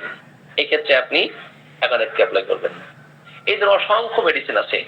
স্ট্রোক করার পরে সে বলে আমি বাড়ি যাব, আমি বাড়ি যাব, আমি বাড়ি যাব, এইভাবে বাড়ি যাব করে অঘরে বকতে থাকে, প্রলাপ বকতে থাকে। তাহলে আপনি কি করবেন? ব্রেইনে অ্যাপ্লাই করবেন। স্ট্রোক করার পরে সে দাঁড়াতে পারতেছে না, দাঁড়ালেই সে টলমল করে কাঁপতেছে এবং জিভটা বের করলে থরথর করে জিভটা কাঁপতেছে এবং হাত পা শীতল হয়ে গেছে, পিপাসাহীনতা, তাই না? জেলসিয়াম, এক্স্যাক্টলি। এই ক্ষেত্রে জেলসিয়াম অ্যাপ্লাই করবেন। স্ট্রোক করেছে, স্ট্রোক করার সাথে সাথে দেখা গেল তার মাথা অত্যন্ত গরম হয়ে গেছে এবং রক্তের উচ্ছ্বাস যেন বয়ে যাচ্ছে, সমস্ত শরীর গরম হয়ে গেছে, হাত পা শীতল হয়ে গেছে এবং মাথার শিরা দপদপ করতেছে। আবার 5 মিনিট পরে একটু এই দপদপানি ভাব, মাথা যন্ত্রণা সহ অন্যান্য উপসর্গ কমে গেছে, মুখের রক্তিমাপক অবস্থা কমে গেছে। আবার 10 মিনিট পরে আবার শুরু হয়েছে। আপনি বেলোডোনা অ্যাপ্লাই করবেন। এই জন্য স্পেসিফিক ভাবে আপনি আর্নিকা অ্যাপ্লাই করবেন, এটার কোনো সুযোগ নাই। ওকে জি, নেক্সট কোশ্চেন। জি স্যার, আনিকা এই চুপ থাকতে চায় এবং একা থাকতে চায় স্যার। স্যার এইটা কেন স্যার? আমরা তো ব্রায়োনিয়াকে জানি যে চুপ থাকতে চায়, তার কারণ আছে। নেট্রামির, সিপিয়া, ইগনিশিয়া চুপ থাকতে চায়, তার কারণ আছে। To be touched, approaching of others, তার দিকে কেউ এগিয়ে আসুক এটা সে পছন্দ করে না, ঠিক আছে? এটা তার দিকে এগিয়ে আসুক কেন? তার সমস্ত ব্যথা বেদনা করতে থাকে, মনে হয় যে তার শরীরটাকে থেতলিয়ে দেওয়া হয়েছে, তার মুখমণ্ডলটা রক্তিভাব অবস্থা তৈরি হয়, অঙ্গ প্রত্যঙ্গ স্পেশালি লোয়ার এক্সট্রিমিটিস তার অত্যন্ত কি হয়, কোল্ড থাকে। এখন স্ট্রোক হলো সেটা ফিনান্সিয়ালি ক্ষতিগ্রস্ত হওয়ার কারণে। ফিনান্সিয়ালি ক্ষতিগ্রস্ত হলে অনেক মেডিসিন থাকতে পারে, তার মধ্যে কিন্তু আর্নিকাও একটি, তাই না? যে চুপচাপ থাকে তাকে বিরক্ত করা না হোক। প্রবীণকালীন সময়ে প্রভাবদের মধ্যেই এই ধরনের লক্ষণ পরিলক্ষিত হয়েছিল এবং সমস্ত শরীরে ক্ষতভাব, মনে হচ্ছে যে খোলা হয়ে গেছে, হাঁটতে পারবে না, তাই না? তাকে মনে পিটানো হয়েছে, এমন অবস্থায় একটা ট্রমাটিক কন্ডিশন, ট্রমাটিক অ্যাফেকশন তার মধ্যে তৈরি হয়। হ্যাঁ, মাসল গুলো মনে হচ্ছে থেতলিয়ে দেওয়া হয়েছে, এমন অবস্থা তৈরি হলে রোগ যেটাই হোক আপনি আর্নিকার কথা ভাববেন। জি, নেক্সট কোশ্চেন। জি স্যার, ওরাম মেটের যে ব্যাপারটা বলছিলেন স্যার, যে সে আত্মহত্যা করতে চায় স্যার, একজন মানুষ কিভাবে স্যার কি সে ওরাম মেটে সরাসরি চলে যায়, না তার ইগনিশিয়া, নেট্রামির, সেপিয়া অতিক্রম করতে হয় স্যার? না, আসলে ইগনিশিয়া, সিপিয়া, নেট্রামিও অতিক্রম করতে হবে এমন না। কথা হচ্ছে তার ম্যাথমেটিক ব্যাকগ্রাউন্ড যদি এমন থাকে যে বংশের সিফিলিটিক টেন্ডেন্সি, বংশে কি সিফিলিসের হিস্ট্রি আছে। এখন বংশে যদি সিফিলিসের হিস্ট্রি থাকে তো এই ক্ষেত্রে বংশানুক্রমিক ভাবেই সে এটা প্রাপ্ত, তাই না? তো সিফিলিস ফ্যামিলি হিস্ট্রিতে আপনি যদি দেখেন যে সিফিলিসের হিস্ট্রি আছে, তো সেই ক্ষেত্রে যে মেডিসিন গুলো আছে এই মেডিসিন গুলোর মধ্যে আপনাকে চিন্তা করতে হবে, অথবা সিফিলিসের অধীনে অনেকগুলো মেডিসিন, ম্যাথমেটিক যে ম্যানিফেস্টেশন, যে পার্সোনাল হিস্ট্রিতে যদি সিফিলিস থাকে সেক্ষেত্রে একরকম মেডিসিন আসবে। আর যদি সিফিলিসের অধীনে যান আপনি 175টা মেডিসিন পাবেন। এর মধ্যে মার্শাল হচ্ছে সুপার গ্রেড মেডিসিন এবং অরামমেট হচ্ছে ফার্স্ট গ্রেড মেডিসিন। তো অরামমেট এর ক্ষেত্রটা কিভাবে তৈরি হয়? অরামমেট কিন্তু প্রথম থেকে অরামমেটে আক্রান্ত হয় না, এর পেছনে অনেক হিস্ট্রি থাকতে পারে, ঠিক আছে? এখন এটা নিজে পারদ সেবন করার ফলে এই পারদের অপব্যবহার জনিত কুফল যেটা, সেই কারণে অরামমেট হতে পারে। আবার বংশগত কারণেও সে অরামমেট হতে পারে। আবার এই সিফিলিস এর চিকিৎসা তথাকথিত আরোগ্যের নামে অ্যালোপ্যাথিক চিকিৎসা নিয়ে ওই ক্ষতটা, সিফিলিসের ক্ষতটা ভালো করা হয়েছে, এটা সাপ্রেস করা হয়েছে, সেই ক্ষেত্রেও কিন্তু তার এই সুইসাইডাল টেন্ডেন্সি দেখা দিতে পারে। কোন চাকরি বাকরি হারিয়ে এমন অবস্থা, এখন সন্তান কিভাবে সে মানুষ করবে, তার পরিবারের ব্যয়ভার সে কিভাবে ব্যয় করবে, এগুলো টেনশনে অনেক সময় আত্মহত্যা করতে চাই, তাই না? তো এই কারণেও হতে পারে, বিভিন্ন কারণে অরামমেটের ক্ষেত্র তৈরি হতে পারে। এবং অরামমেটের ক্ষেত্র যখন তৈরি হয় তখন দেখবেন যে কনস্ট্যান্টলি ডয়েলিং অন সুইসাইড, তার শুধু একটাই চিন্তা, পারসিস্টেন্ট থিংকিং, পারসিস্টেন্ট থটস, যেটা আমরা দেখি সেটা হচ্ছে suicidal tendency, disposition to suicide. এই ক্ষেত্রে অবশ্যই আপনি অরামমেটের কথা ভাবতে পারেন। জি, নেক্সট কোশ্চেন।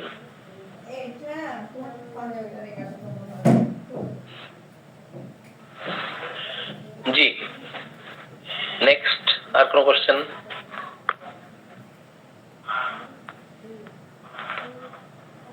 আমাকে কি শুনতে পাচ্ছেন আপনারা? মুসলিমা আপু হাত তুলছিলেন না?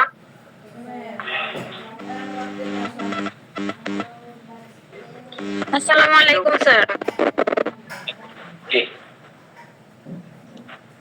Sir, super grade, first grade, second grade এগুলা বলতে কি বুঝি? আপনি তো প্রাইমারিতে পড়তেছেন, ঠিক আছে? এটা তো প্রাইমারি কোশ্চেন, হ্যাঁ, এটা হচ্ছে প্রাইমারি কোশ্চেন। আপনি কোন ইয়ারে পড়েন বলেন? স্যার আমি ফার্স্ট ইয়ার এবার শেষ করছি, সেকেন্ড ইয়ার।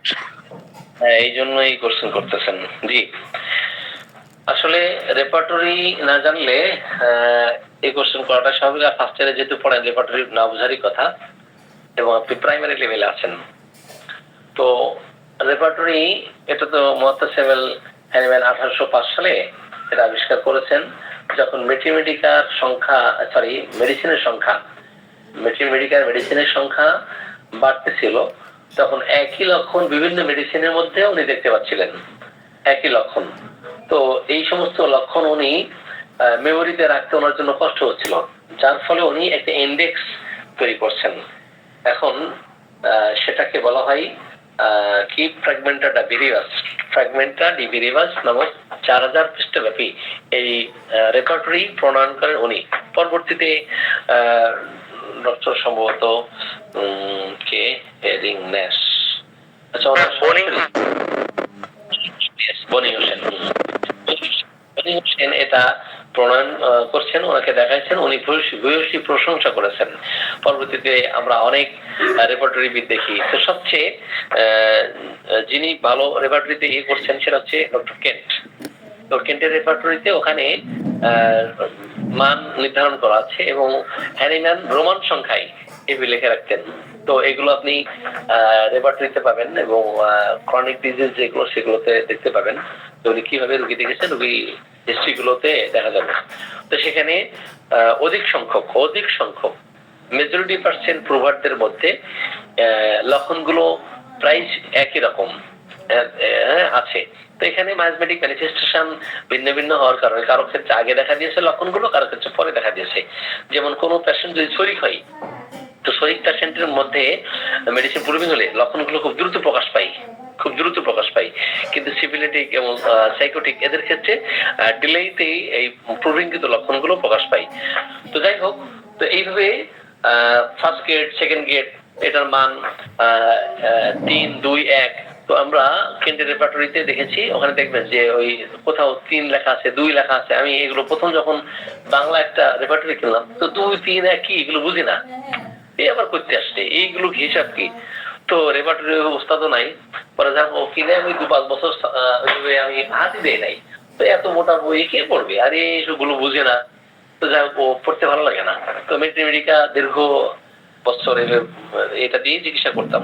তো রেপার্টরি সম্বন্ধে যখন ধারণা এসছে, তখন তো রেপার্টরি বুঝছি না আসলে রেপার্টরি কেন প্রয়োজন। যাই হোক, তো এইভাবে 3, 2, 1 ওখানে দেওয়া আছে। তো তার থেকে কম সংখ্যক যে যেগুলো মানে প্রভার, যে মেডিসিন সাপোজ আর্নিকা হতে পারে, সালফার হতে পারে, বেলোডন হতে পারে, তার চেয়ে কম সংখ্যক প্রভার এবং সকল প্রভারদের মধ্যেই ওই লক্ষণগুলো প্রকাশ পায় নাই। ঠিক আছে, এইভাবে মানে যে লক্ষণগুলো আসছে তো সেগুলো এইভাবে আর কি। তো ফার্স্ট গ্রেড, সেকেন্ড গ্রেড এবং এখানে মান দেওয়া আছে 1, 2, 3 এবং আকার আছে। ওকে, রেপার্টরিতে দেখবেন এবং সিনথেসিস রেপার্টরিতে 4, 3, 2, 1 super grade, first grade, second grade, third grade. আর রবিন মাতৃতেও 4টা গ্রেড আছে। তো এটা প্রাইমারি কোশ্চেন। জি, আপনি আরো সামনে পড়াশোনা করলে বুঝবেন। আর কোনো কোশ্চেন? মানে পরিবারের সবারই যদি স্যার বাত থাকে, বাতের রোগ, আর্থ্রাইটিসের রোগ, তাহলে এখানে কোন মেডিসিনটা স্যার বেশি কার্যকরী স্যার? পরিবারের সবার বাত আছে। এখন বাত থাকলেও বাতের সাথে অন্য কোনো হিস্ট্রি আছে কিনা, ঠিক আছে, বাতের সাথে অন্য কোনো হিস্ট্রি আছে কিনা। একটা মাত্র মেডিসিন আছে ফ্যামিলি হিস্ট্রিতে, যদি রিউমেটিজম থাকে। একটা মাত্র মেডিসিন আছে ফ্যামিলি হিস্ট্রিতে রিউমেটিজম, সেক্ষেত্রে সিপিআর কথা বলা হয়েছে। কিন্তু বাত হচ্ছে এটা সাইকোটিক। আবার যদি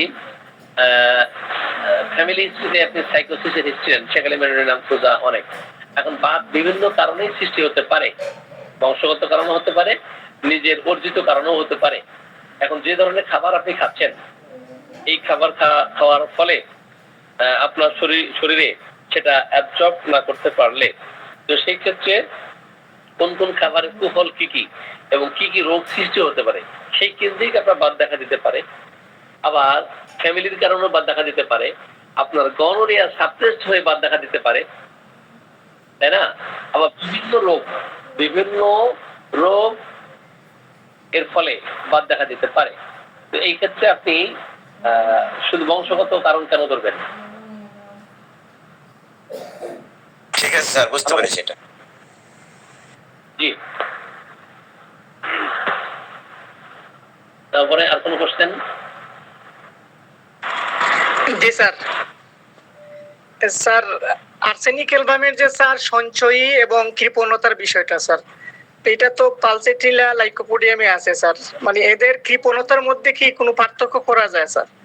আর কৃপণতার এই রুব্রিকটা রেপার্টরিতে কিভাবে পাবো স্যার? হ্যাঁ, কৃপণতার বিষয়গুলো আপনি এখানে অনেকগুলো মেডিসিন আছে তো। আচ্ছা, বাচ্চান্তত্ব যে বিষয়ে আপনি কোশ্চেন করছিলেন, এখানে অনেক লম্বা চড়া ব্যাখ্যা আছে। তো ওদিকে আমরা না যাই, একবারে সংক্ষিপ্ত পরিসরে ব্যাখ্যা দিয়ে আমরা চলে যাচ্ছি। তো কৃপণতা কি বলেছেন? কৃপণতা না? জি স্যার, কৃপণতা ও সঞ্চয়ী দুটাই তো কাছাকাছি স্যার। হ্যাঁ, যে কৃপণ সেই সঞ্চয়ী হয়। ঠিক আছে, যে কৃপণ সেই সঞ্চয়ী হয়। তো কৃপণের আবার মানে মানে স্তর আছে। ঠিক আছে, কৃপণের আবার স্তর আছে। কোন শ্রেণীর কৃপণ, কোন ধরনের কৃপণ, তার বিশেষ সম্পত্তি, ধন সম্পত্তি, হ্যাঁ, ধন লিপ্সা যাদের মধ্যে আছে। এখন ধন লিপ্সা প্রত্যেকের মধ্যে তো নাই। একদিকে হচ্ছে যে ধন সম্পদ তৈরি করবে, হালাল হারামের বাজবেচার নাই, অপরদিকে সেটাকে সঞ্চয় করে রাখবে, তাই না? এই সম্পদের পাহাড় তৈরি করবে। এক্ষেত্রে অনেকগুলো মেডিসিনের মধ্যে আমরা বলেছি যে আপনার কি 38 সুপার গ্রেড আর ফার্স্ট গ্রেড 3টা মেডিসিনের কথা বলছিলাম। জি, তো এগুলোর ব্যাখ্যা আছে, প্রত্যেকের চারিত্রিক বৈশিষ্ট্য আলাদা আলাদা। জি, জি স্যার, রুব্রিকটা কি হবে স্যার? Average, average.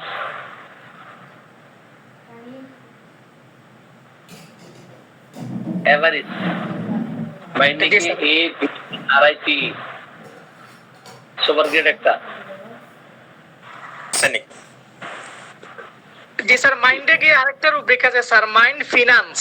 স্যার এই রুব্রিকটা কি স্যার? আমি স্ক্রিন শেয়ার করেছি, দেখা যায়? জি স্যার, দেখা যায় স্যার। জি, দেখেন এভারেজের অধীনে 42টা মেডিসিন আছে। সুপার গ্রেড আর্সেনিক, মার্সাল, পালসিটিলা, সালিসিয়া, ক্যালকামারা, লাইকো, ফসফরিক অ্যাসিড, চিপিয়া। ওকে, আরেকটা কি বলছেন আপনি? Sir finance. ফিনান্স। জি স্যার, এটা কেন্ট ল্যাবরেটরিতে আছে স্যার। হ্যাঁ হ্যাঁ, ফিনান্স আর কি। হ্যাঁ, এখন ফিনান্স বলতে গেলে ইনএবিলিটি টু ম্যানেজ, আর একটা হচ্ছে অ্যাবিলিটি টু ম্যানেজ।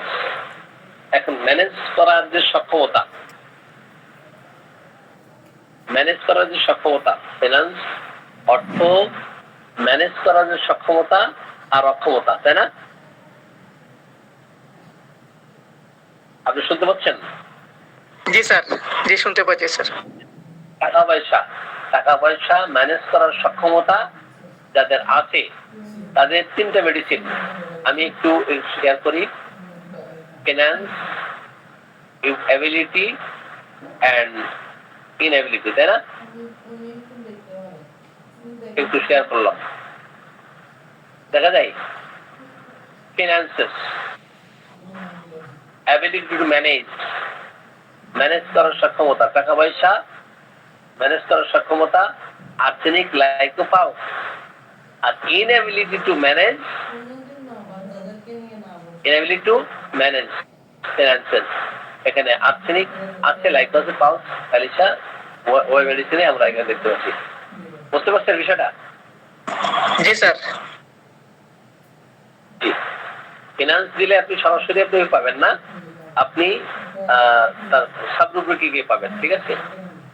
যে ability to manage finances, inability to manage finances, টাকা পয়সা ম্যানেজ করার সক্ষমতা, টাকা পয়সা ম্যানেজ করার অক্ষমতা। ওকে, অর্থ আর কি। জি, আর কোনো কোশ্চেন? আপনারা তো অনেক কোশ্চেন করতেছেন, আমার ক্লাস থেকে কোশ্চেন বেশি বেশি করবেন। জি স্যার, করবো স্যার, উৎসাহ দিলে করবো স্যার। হ্যাঁ, আমি কোশ্চেন করলে খুশি হই, কারণ আমার যেটা না জানা থাকবে সেটা আমি জেনে আসবো, তার মানে আমার জানা কিউরিয়াসিটি তৈরি হবে, তাই না? জি স্যার। আমি কোশ্চেন করলে রাখি না, ঠিক আছে? আসসালামু আলাইকুম স্যার। ওয়ালাইকুম আসসালাম। জি স্যার, মহিলাদের স্টেরিলিটির ক্ষেত্রে অর্থাৎ বন্ধাত্বের ক্ষেত্রে ন্যাকটাম কার্ভের বিশেষ একটা গুরুত্বপূর্ণ লক্ষণ যে কয়শনের পর স্লেসটা বেরিয়ে আসে। স্যার, এইটা একটু রুবিকটা দেখতে চাইলাম। জি, ওকে। আপনি চলে যাবেন হচ্ছে ফিমেল চ্যাপ্টারে, এখানে ইনফার্টিলিটি দিবেন, দেওয়ার পরে সেখানে লাগাবে স্টেবিলিটি, স্টেবিলিটি, তাই না? জি। আচ্ছা দেখি, এখানে দেখি লিউকোরিয়া উইথ ন্যাকটাম কার্ভ, লিউকোরিয়া উইথ ন্যাকটাম কার্ভে পাবেন আপনি। আর আপনি যেটা করছেন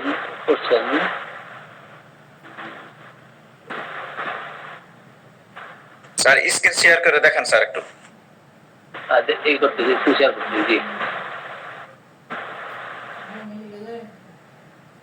এটা হচ্ছে শিথিলতার কারণে, হ্যাঁ শিথিলতার কারণে। তো ওইটা আমি দেখতেছি, তারা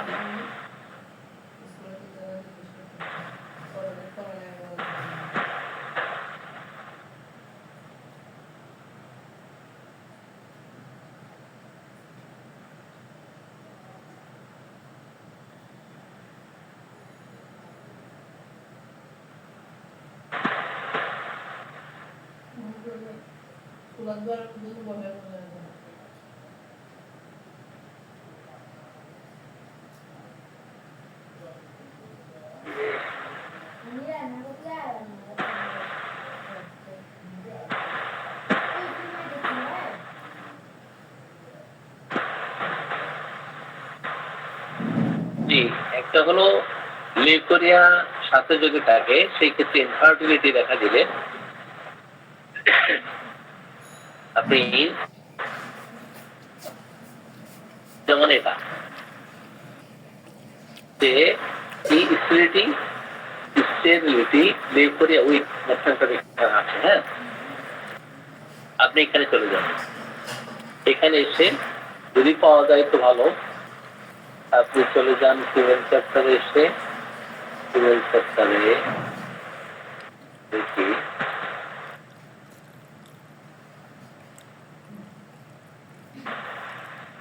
জি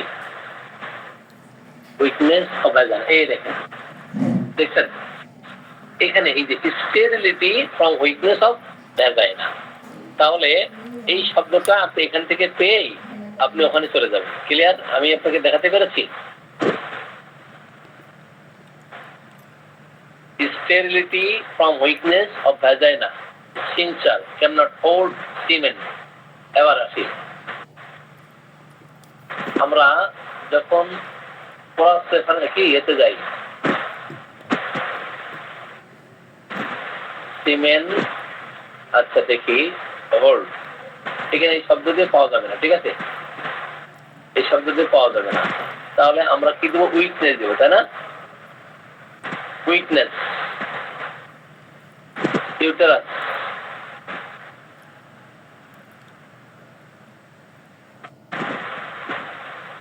একটা পথ আছে না,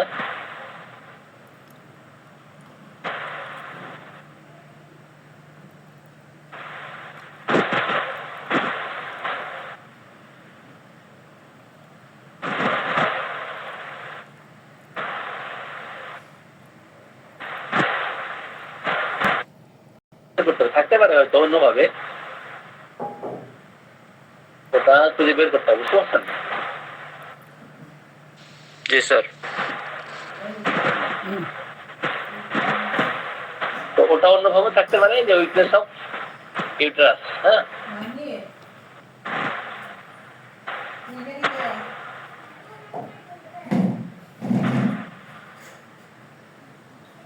কিন্তু ইনফার্টিলিটি দেওয়ার পরে স্টেরিলিটি দেখবেন, এরপর থেকে আপনি ক্রস রেফারেন্স গুলো বা অন্য কিছু দেখবেন।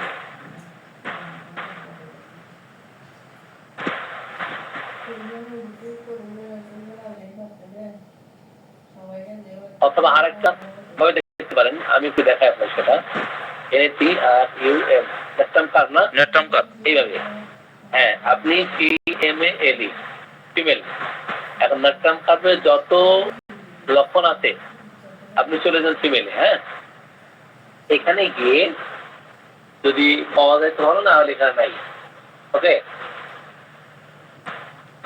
এখানে দেখবেন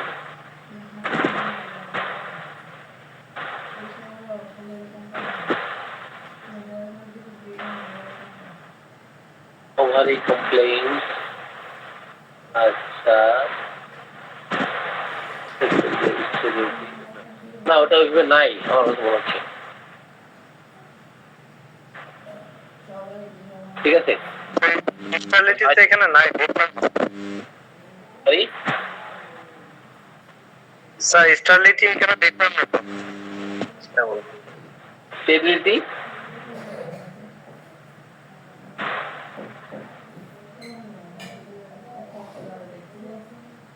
ঠিক আছে, অনেক আছে, হ্যাঁ,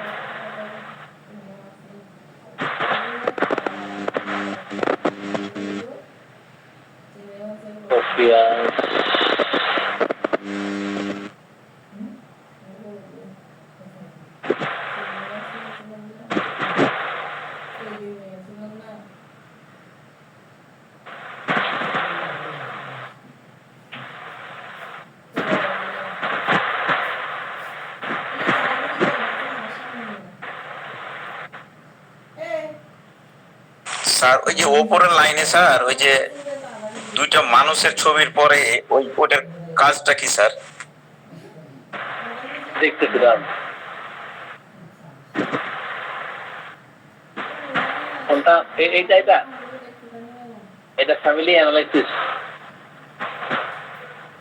এটা আপনি যখন রেকর্ডিং নেবেন এটা ফ্যামিলি কোন ফ্যামিলি থেকে, হ্যাঁ আপনি এই স্টেপে নিতে পারবেন।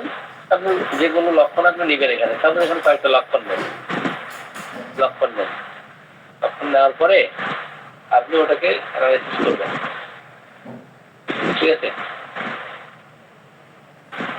লক্ষণ নিলেন, এবার আপনি ফ্যামিলি অ্যানালাইসিস করেন এখান থেকে, হ্যাঁ বুঝছেন?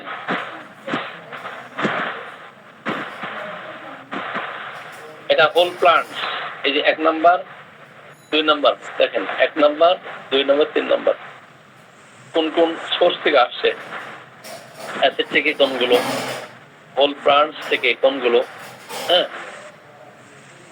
তারপরে স্যার ভিতল কাছের যেটা আপনার হলুদটা স্যার, হ্যাঁ হ্যাঁ এটা স্যার। আর এটা হচ্ছে বিকিমাডিল। শোনেন, এই যেমন এগুলো হচ্ছে সব ইয়ে থেকে, প্লান্টস থেকে, ক্লিয়ার? বেলেডোনা, ক্যামোমিলা, পালসিডিলা, ক্রিটিয়াম, হায়োস্টামাস, এই মেডিসিনগুলো সব প্লান্টস থেকে, ওকে?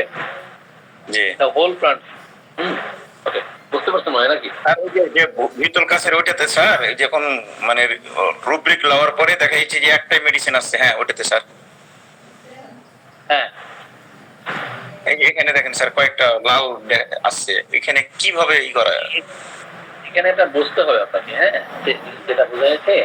যেমন আমি এখানে মানে দেখানোর উদ্দেশ্যে এক্সাম্পল স্বরূপ একটা লক্ষণ নিয়েছি। তো এখানে কি বলছে, please add modalities and other symptoms, হচ্ছে দয়া করে আপনি মডালিটিস ও অন্যান্য সিমটম গুলো আরো অ্যাড করেন, বুঝলেন নাই? জি জি জি জি হ্যাঁ, এবার underlining saying the intensity of some symptoms, কিছু সিমটম, কিছু সিমটমের যে ইন্টেন্সিটি এটা পরিবর্তন করুন অথবা অ্যাড করুন, কি অ্যাড করুন? সাম মোর সিমটমস উইথ অ্যানাদার ইন্টেন্সিটি।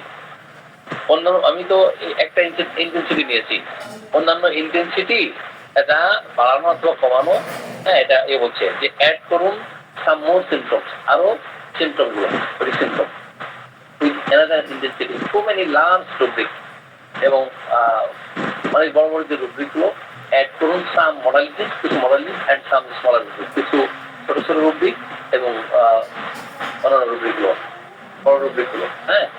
এরপরে টু মেনি কোশ্চেন কি, হ্যাঁ too many symptoms 100% with intensity 1, হ্যাঁ। You can ask question about এই মেডিসিন, আপনি এই মেডিসিন সম্বন্ধে আপনি প্রশ্ন করতে পারেন, বুঝতে পারছেন বিষয়টা? বুঝতে পেরেছি। ঠিক আছে, আপনারা হয়তো অনেকে এগুলো বুঝেন না, আপনার জন্য অনেকে কঠিন হয়, ঠিক আছে? আজকের মতো আমার বিদায় নেই নাকি? জি আসসালামু আলাইকুম স্যার।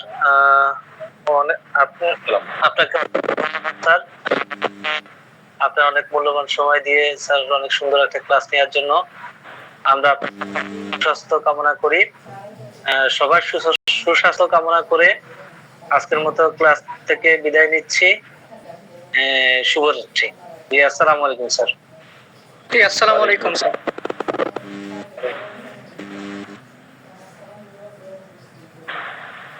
জি জয়ন্ত স্যার, আপনার কোনো কোশ্চেন ছিল না তাই না?